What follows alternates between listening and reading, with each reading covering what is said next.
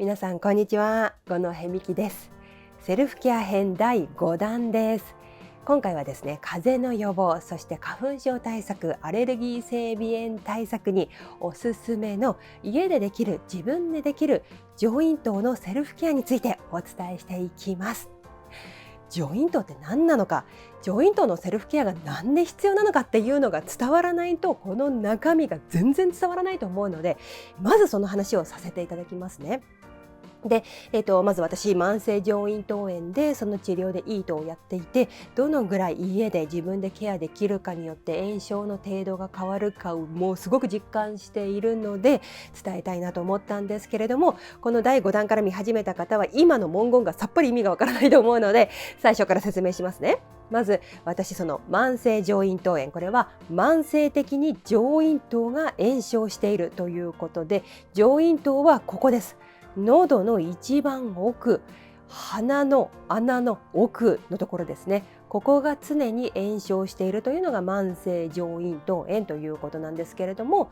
でその慢性上咽頭炎の治療がイートですね。 EAT でイートですけれども、食べるという意味では全然なくて、エピファリンジアルアベレイシブセラピーの略でイート。これは塩化亜鉛を綿棒に染み込ませて、鼻の穴からその綿棒を入れて上咽頭をこするという、これ詳しくご紹介した動画ありますので、そちら見てください。でこのイートを今17回終えたところですね。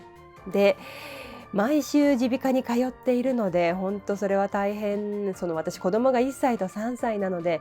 毎日もう本当に時間がなくて、耳鼻科に行くという時間を作るのはなかなか大変。耳鼻科いつも混んでますし、それでもメリットを感じてるんですね、イートをすることに。風邪をひくことがもうめちゃめちゃ少なくなったからです。私はですね、その子供の風邪を恐ろしいほどもらってまして去年だけで10回以上は風邪をひいていますね。それがですね、イートを今年の4月末から始めて、5、6、7、8月までの4ヶ月間、風邪をひかなかった。子供たちは風邪ひきまくってます。子供ね、小さい時保育園に通ってなかった方はあんまりピンとこないかもしれないですけれども、保育園に行っている子どもっていうのは本当月2回ペースで風邪をひく。うちの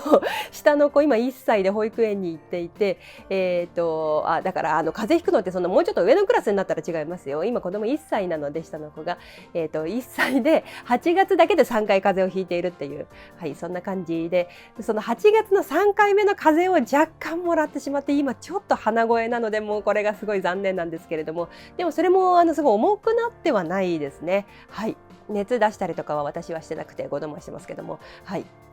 なので本当去年、一昨年もですけれども、何回も風邪をひく。で私そのアレルギー性鼻炎もあるから副鼻腔炎になる回数も多くて、もう本当に、しかも仕事が喋る仕事だからそのためにすみません、ちょっと今日鼻声ねみたいな感じになったりとかして、もう本当にもうどうにかしたいと思っていたので、イートを始めてよかったなって、慢性上咽頭炎って診断されてむしろ良かったなっていうふうに思っているぐらいなんですね。だから上咽頭のケアがいかに健康にとって重要かを痛感しているわけなんですよ。人は呼吸しないと生きていけないですね。入ってきた空気、ウイルスとか花粉とか混ざってますよね。そのウイルスとか花粉とかと最初にぶつかるのが上咽頭。だからもういつも戦ってくれてありがとう上咽頭なんですよ。だからこの上咽頭をいたわってあげる。上咽頭をいたわるっていうのは、洗ってきれいにする、きれいを保つ、保湿する。これが風邪の予防になって花粉症対策になるんだなって、すごく実感をしております。だから慢性上咽頭炎って診断される方だけじゃなくて、その風邪を予防したいとか、そういう方にもおすすめ。私もう本当にですね、今まで私トークを教えるっていう立場で、喉のケアどうしてますかっていうふうに聞かれることたくさんあったので、好きなのど飴とかハーブティーとか蜂蜜とか、あとは生姜とか、あとは吸入器とか、いろいろおすすめをしていたんですけれども、それが全然無意味だとは言いませんけれども、対策をいくらしても子どもの風邪、去年だけで10回ペースでもらってたわけなんですよ、今までは。だからですね、今は上咽頭のケアですよっていうのをちゃんとお伝えしたい。風邪をひいた時も、風邪を予防するためにも、アレルギー性鼻炎、花粉症対策にも、上咽頭のケア、何はともあれ上咽頭。上咽頭っていう言葉自体があんまりそんなに浸透しているものではないからピンとこないかもしれないですけれども、例えば話す仕事をしている方、アナウンサーの方、レポーターの方、風邪も花粉症も仕事に直ダメージってなれますよね。上咽頭のケア絶対欠かせないと思うんですよね。あとは保育園で働く皆さん、子どもの風邪もらっちゃうっていう方多いですよね。もう上咽頭のケア、あとは小児科で働く皆さんとかも子どもの風邪もらっちゃう方結構いらっしゃるかなって。あとは花粉症、それからアレルギー性鼻炎に悩んでいる皆さん、上咽頭のケアですよっていうのをお伝えしたい。で、花粉症で言うと、私物心ついた時にはもうアレルギー性鼻炎だったんですよ。今持ってるアレルギーとしては、杉、ヒノキ、ブタクサ、ホコリ、カビ、ダニこういったアレルギーを持っていて、一年中鼻水お友達っていう人間だったんですけれども、ラジオのアナウンサーだったから信じられないというふうに言われるんですけれども、本当それぐらいアレルギー性鼻炎に悩んでいて、これはもう一生付き合うものだって諦めていたので、鼻の通りが良くなってもう本当最高だなって思ってます。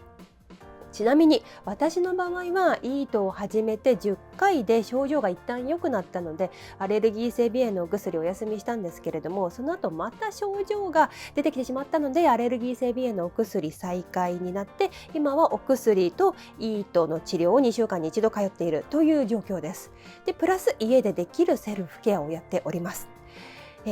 何はともあれ上咽頭、これ今日のキーワードですね。だから鼻うがいっていう話を前回お伝えしました。スピーチトレーニングということで、今日ご紹介したいのはこちらになります。ミサトールリノローションです。家で自分でできる上咽頭の洗浄ですね。こちらは梅のエキスが入っていて、上咽頭を洗浄するという商品、楽天で買えます。私は1円ももらっておりません。ミサトールというのは群馬県高崎市の三郷地区って県内有数の梅の産地なんですけれども、三郷地区の梅エキスなのでミサトールというそうです。でこの効果効能というのはもうたくさんのお医者さんがですね、もう動画アップされているので、私からはいいかなという感じなんですけれども、ちなみに平畑クリニックの平畑先生の動画で私は知りました。はい。どうやって使うかっていうのを簡単に、まずスターターキットって、こういう風にですね、ボトルがセットになってついてきます。私は自分用だっていうのが分かりやすいようにシールを貼っているんですけれども、これ梅の粒が入っているんですね。梅のエキスがギュギュってなって梅の粒が入っているので、それをこのスターターキットに入っているこのカップに入れまして、でこっちにですね、水だとかお湯だとかを入れて、で水とかお湯とかをで、この梅の入っているエキスを出していって、それをチューって吸って、でこの中に梅エキスを溜めていく。で、これは仰向けで横になって鼻から入れて上咽頭を洗浄する。少しずつ入れるのもポイントですね。で横になった状態で5分キープするというものです。簡単ですね。でも時間がないと立ったままやりたくなるという方結構いらっしゃるみたいです。これ立ったままビュって言っても結構流れていっちゃいますよね。朝は忙しいし夜は眠いしっていうので立ったままやりたくなるかもしれないですけれども、ミサトールリノローションもね、そんなに安くはない、高くはないですけれども安くはないので、ちゃんと使わないのはねもったいないなっていうふうに感じております。なのでしっかり寝転がってね、ピュッピュってやるのがいいんだろうなと思いますね。私はですね、5分寝転がるのが無理な時は3分でも寝転がって使う。でそうすると空気が美味しいなって爽快感があります。私の場合はですね、夜は子どもたちが待ってくれないので、毎日夜やるっていうのはちょっと諦めて、朝早く起きたらまず鼻うがい、そして何はともあれミサトールということでやってます。何はともあれ上咽頭、何はともあれミサトール、これですね。はい。先に洗濯物を畳もうとかするともうミサトールのこと忘れますので何はともあれ上咽頭、何はともあれミサトール、これをキーワードにしてますね。はい。